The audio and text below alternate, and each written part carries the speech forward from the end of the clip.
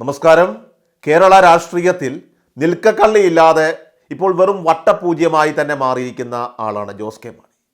പേരിനൊരു MP സ്ഥാനം മാത്രമുണ്ട്. അത് LDFിൻ്റെ കൂടെ നിന്നതിന് പിണറായി വിജയൻ കൊടുത്ത ഒരു സമ്മാനം മാത്രമാണ്. അതുകൊണ്ട് രാജ്യസഭ വഴി അദ്ദേഹം താൽക്കാലികമായിട്ട് ഒരു MP ആയിട്ടിരിക്കുന്നു എന്ന് മാത്രം. എന്നാൽ അദ്ദേഹം ഇനി മത്സരിച്ചാൽ, ലോക്സഭയിൽ ഇനി മത്സരിച്ചാൽ 8 നിലയിൽ പൊട്ടും. കാരണം കോട്ടയം എന്ന തട്ടകം ഒരു കാലത്തും ഇനി ജോസ് കെ മാണിക്ക് തുണയാവില്ല. അദ്ദേഹത്തിൻ്റെ സ്ഥാനാർത്ഥിയായിരുന്ന തോമസ് ചാഴിക്കാടനെ 90,000 വോട്ടുകൾക്ക് കോട്ടയത്തുകാർ കെട്ടുകെട്ടിച്ചതാണ്. ചാഴിക്കാടനെ തോൽപ്പിച്ച് അവിടെ വിജയിച്ചത് ഫ്രാൻസിസ് ജോർജാണ്. ഇടുക്കിയിലായാലും കോട്ടയത്തായിരുന്നാലും കേരള കോൺഗ്രസ് ജോസഫ് ഗ്രൂപ്പിൻ്റെ അതിപ്രസരമാണ് ഇപ്പോൾ കാണാൻ സാധിക്കുന്നത്. ജോസ് കെ മാണി വിഭാഗത്തിൻ്റെ പതനത്തോടെ ജോസഫ് ഗ്രൂപ്പ് ഇപ്പോൾ അതിശക്തമായി തിരിച്ചു വന്നിരിക്കുകയാണ്. ഇതിൽ തന്നെ ഏറ്റവും പ്രധാനമായി എടുത്തു പറയേണ്ട 2 കാര്യങ്ങളുണ്ട്. ഇതിൽ തന്നെ എടുത്തു പറയേണ്ടതായിട്ടുള്ള 2 പ്രധാനപ്പെട്ട കാര്യങ്ങളുണ്ട്. അത് വളരെ വൈകാതെ തന്നെ ഇടുക്കി ജില്ലയിലെ ജോസ് കെ മാണിയുടെ MLA മാരായിട്ടുള്ള ആളുകൾ അവർ പൂർണ്ണ മനസ്സാലെ ജോസഫ് ഗ്രൂപ്പിലേക്ക് ലയിക്കുമെന്നുള്ളതാണ്. ആ ഒരു മഹാലയനത്തിനായിട്ട് കാത്തിരിക്കുകയാണ് ഇപ്പോൾ രാഷ്ട്രീയ കേരളം. ജോബ് മൈക്കിൾ, റോഷി അഗസ്റ്റിൻ ഉൾപ്പെടെയുള്ളവർ ജോസഫ് ഗ്രൂപ്പിലേക്ക് ചേക്കേറാൻ പോകുന്നു എന്നുള്ള റിപ്പോർട്ടുകളാണ് പുറത്തു വരുന്നത്. ഇവർക്കിടയിൽ നിർണായകമായിട്ടുള്ള ചില തീരുമാനങ്ങൾ, ചർച്ചകളൊക്കെ തന്നെ തുടങ്ങിക്കഴിഞ്ഞു. ജോസ് കെ മാണിയെ സംബന്ധിച്ചിടത്തോളം ചിന്തകൾക്കും അതീതമായി കാര്യങ്ങളെല്ലാം ഇപ്പോൾ മാറിക്കഴിഞ്ഞിരിക്കുന്ന സാഹചര്യമാണ്. ഇനി ഒരു തിരിച്ചുപോക്ക് അത് ലോക്സഭയിലേക്കോ നിയമസഭയിലേക്കോ ഒരു കാലത്തും ഉണ്ടാകില്ല എന്നത് ജോസ് കെ മാണിക്കും അറിയാം. എന്തിനേറെ പറയണം, നിയമസഭയിൽ ഇന്നേ വരെ കാലുകുത്തിയിട്ട് പോലുമില്ല. സ്വന്തം പിതാവിൻ്റെ മേൽവിലാസത്തിലാണ് 2 തവണ കോട്ടയം MP ആയത് തന്നെ.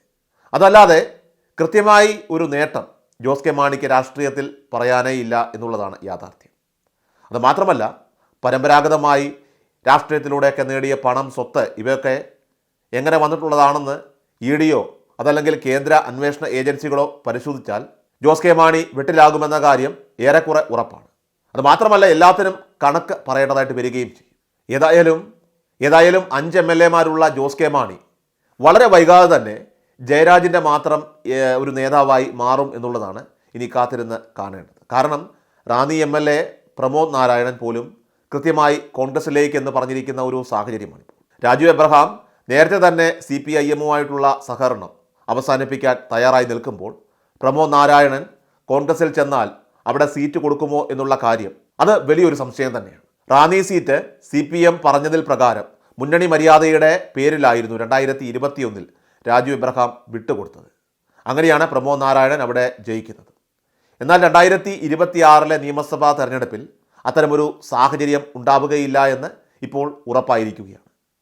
എന്നാൽ കേരള കോൺഗ്രസ് ജോസഫ് വിഭാഗം 10ൽ കൂടുതൽ സീറ്റുകൾ നേടിയെടുത്ത് കേരള കോൺഗ്രസിൻ്റെ ചരിത്ര വിജയം ജോസഫ് ഗ്രൂപ്പിലൂടെ തിരിച്ചു പിടിക്കുമെന്നാണ് കടുത്തുരുത്തി MLA മോൻസ് ജോസഫ് ഇപ്പോൾ പ്രഖ്യാപിച്ചിരിക്കുന്നത്. എല്ലാ ദിവസവും വാർത്തകൾക്കായി സബ്സ്ക്രൈബ് ചെയ്യുക, ഫോളോ ചെയ്യുക. വാർത്തകളുടെ നോട്ടിഫിക്കേഷനായി ബെൽ ഐക്കൺ എനേബിൾ ചെയ്യുക. Please subscribe our channel.